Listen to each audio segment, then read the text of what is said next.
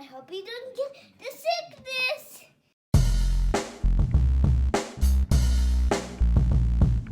My boy Kurt is a stay-at-home dad, watching Disney movies he never had. His daughter digs through all the VHS, crushing the classics in a princess dress. Informed like Scuttle, Kurt's got your ticket, making it real like Jiminy Cricket. Most off the Captain Hook, but if the Tweedle dumb, he'll be taking more shots than Bambi's mom. Leaves him raised like Simba, or cracked like the beast dishes. He'll show you a whole new world, you won't need 3 wishes. Stay-at-home Disney dad.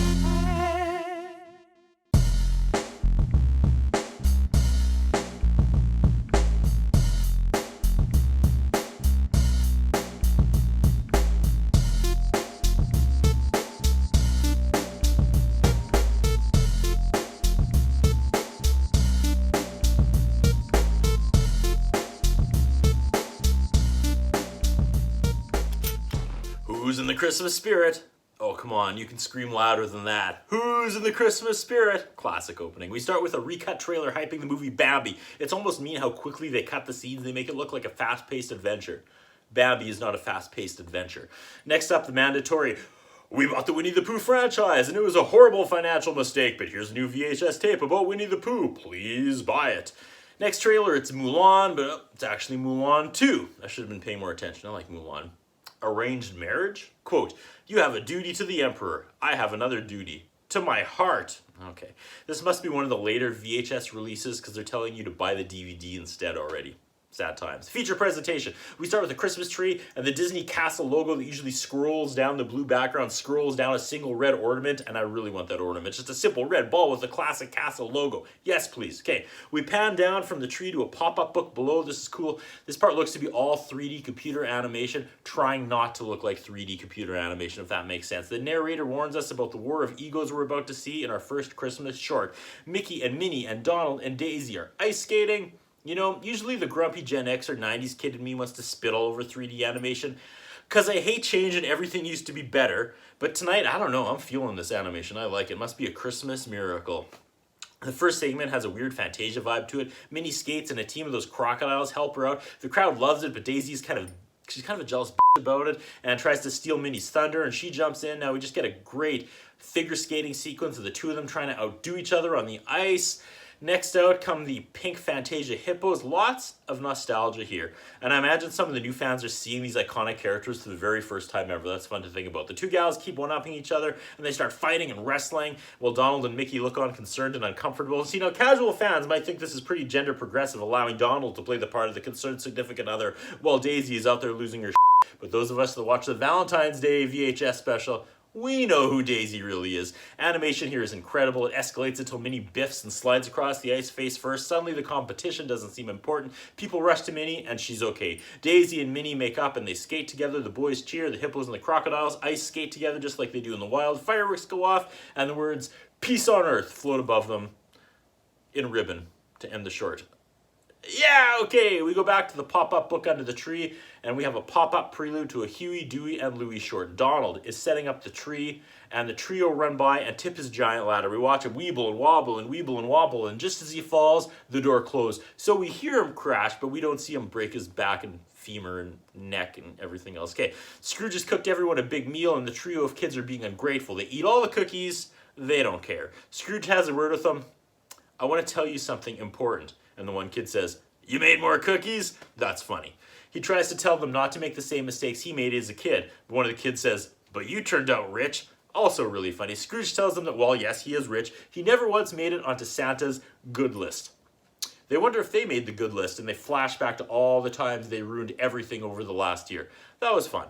This is fun. This segment is fun. They get an idea. While it's too late to change their behavior before Christmas, they devise a plan to break into the North Pole and handwrite their names on his good list instead. Because what's easier, cleaning up our act by tomorrow or going to the North Pole? That's also really funny because that's actually how kids think. Okay, they mail themselves in the North Pole and they're in Santa's workshop in record time, and that's not how the Postal Service works in December, folks. One thing that never works for me and that I hate is when a cartoon or show tries to update Santa's workshop and make it look modern. Like, I need it to look old-timey. Like, the elves are making rocking horses and dollies out of wood. Any Santa's workshop making, like, Nintendo Switches, I didn't sign on for. I don't want to see that. They find a map, they go to find Santa to get his keys, they find him napping in the middle of the afternoon. Poor Santa.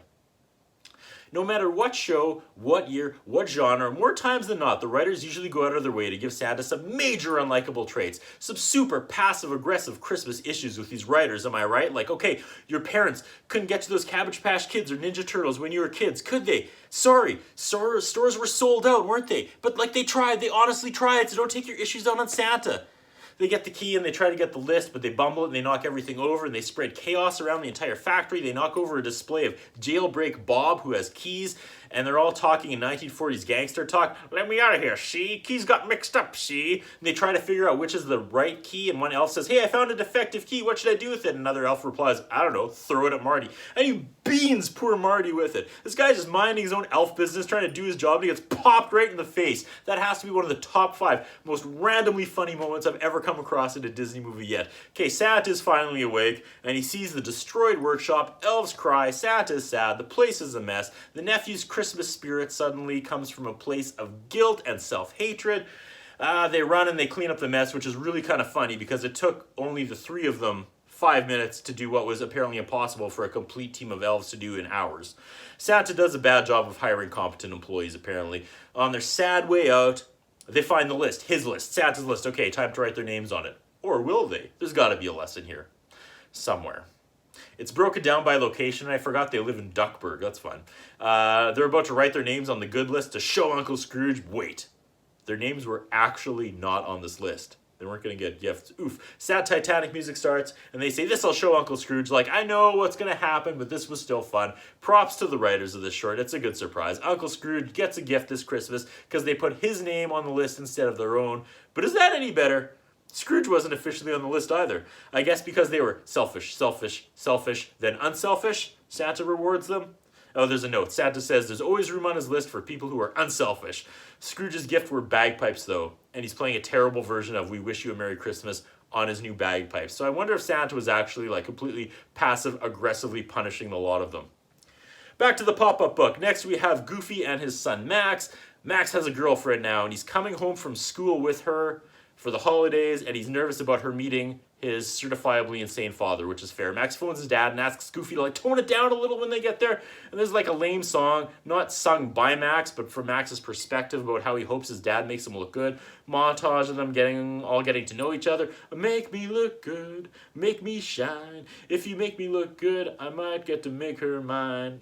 This song has a charm that would not work anywhere else other than on a Christmas DVD or VHS. Anyways, inevitably, Max is embarrassed and storms out. She and Goofy bond. Max has an epiphany. He returns and all is good and forgiven, back to the pop-up book and then off to a Donald cartoon. Donald is really stealing the show, this entire compilation. Donald is being sucked into the hustle and bustle of busy pre-Christmas shopping and the crowds and singers, and they are showing how it can be absolutely overwhelming. I love Christmas, but that's fair. The Christmas spirit has been beaten out of him. He finally gets home, and his festive nephews, Huey, Dewey, and Louie, swarm him, and Daisy's like, time to go to the mall, did you forget? Donald wants to stay, and Daisy tells him to quit being selfish. I don't think people really know how much about the real Daisy character. Like, she's not likable in any of these stories. Donald puts his foot down and says he's absolutely not going. The scene cuts, and he's standing there in the mall with his girlfriend.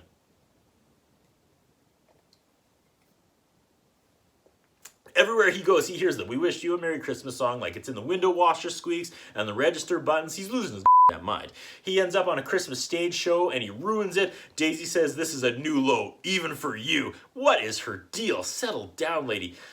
Everybody verbally berates him, and he is sad Charlie Brown. He walks home through the darkness and snow. This is a good scene as he suffers through a dark street at Christmas, watching everyone else be happy. I can't tell if they are trying to pay homage to every Christmas special ever made or mocking every Christmas special ever made. Some carolers are fighting because they can't properly sing We Wish You a Merry Christmas, but Donald angrily steps up and directs them because he's now a We Wish You a Merry Christmas Jedi, and there's his Christmas spirit after all. Back to the pop-up book. Up next is a Mickey story. He's been horribly missing this whole movie. Gonna assume this is the main event last one, the big ending. Doggone Christmas. He comes home and Pluto is sleeping under the Christmas tree, and your pet's sleeping under the Christmas tree. That's how Christmas is supposed to feel, right? Minnie calls to make sure he's not overdoing with the decorations. He says, I always say more is less. And that's kind of funny. Pluto accidentally ruins it all. Mickey flips out and tosses him outside. I had the perfect party and now it's the perfect disaster. Settle down. Christmas is ruined. Today, the part of Mickey Mouse is played by my mother from the year I came home in December 20th with my ear pierced. And she told me I ruined Christmas. Okay, haven't you done enough? And he sends Pluto to his doghouse. Yeah. I too was in the doghouse the year I got my ear pierced on December 20th. Mickey pokes his head in the doghouse.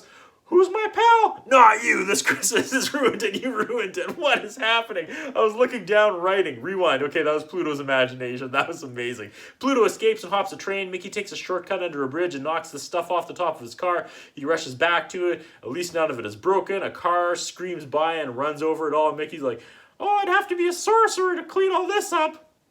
Thumbs up. Pluto is on his own adventure. He sees Santa's reindeer team. They reference the Great Sleigh Crash of '64, and that's a callback to the other segment where Huey, Dewey, and Louie destroyed Santa's workshop, because they talk about it in that segment. That's awesome. Okay, they fat shame one overweight reindeer, saying there's supposed to be 8 tiny reindeer. Ugh. Pluto is recruited. Now he's one of Santa's magical reindeer. It's kind of cool seeing Pluto as a reindeer. However, if I was a kid, this would be like life-changing. It's a really good scene. Pluto flying as part of the team of reindeer. Then he sees a family and he gets sad. He misses Mickey. Mickey is handing out flyers, trying to find his lost dog, and people are crumpling them up right in front of him and throwing them on the ground. Ouch. The truth. Mickey goes to ask a mall Santa for his missing dog. This is good. I don't know why. I can't wrap my head around what makes this awesome. But like adult Mickey, out of hope, out of options, is asking a mall Santa for his missing dog. Like, they're arranging these Christmas character pieces in ways that I've never seen been done. Like, usually these Christmas shows and movies, if we see a mall Santa, it's common knowledge to everyone that that's not the real Santa, and most adults who don't believe only end up meeting the real Santa, and it's never the guy at the mall. That's a lot to roll around, but I approve. Okay, so like later Santa drops by with the dog, and Mickey is reunited with Pluto. All this time the reindeer were calling him Murray, and that was all to set up someone saying Merry Christmas by accident. That was a long build for a little payoff, but I'll let that slide. The house has been restored, and he helps Pluto put the star back on top of the tree, back to the pop-up book, and we wrap things up with everything at Christmas has a rhyme and a reason. We hope you enjoy this holiday season. Bam! Strong ending. That was some solid gold in this compilation. The ice skating segment that we opened with was kind of weak, as I'm not that big of a fan of Max and Goofy as well. But outside of those two segments, everything on this tape was quality. Sorry, this should be like the mid to low pile of Christmas shows and movies you watch every year. Definitely passable and fun, but not life-changing. That's what I think about. What do you think? What we have is a concern about Curtis Anderson. His interviewing style is not the best. His personal appearance is not the best. I was wondering if the man has some kind of a hold over the channel that he's allowed to be employed for so long with the standards of journalism and personal appearance that he has. Thank you.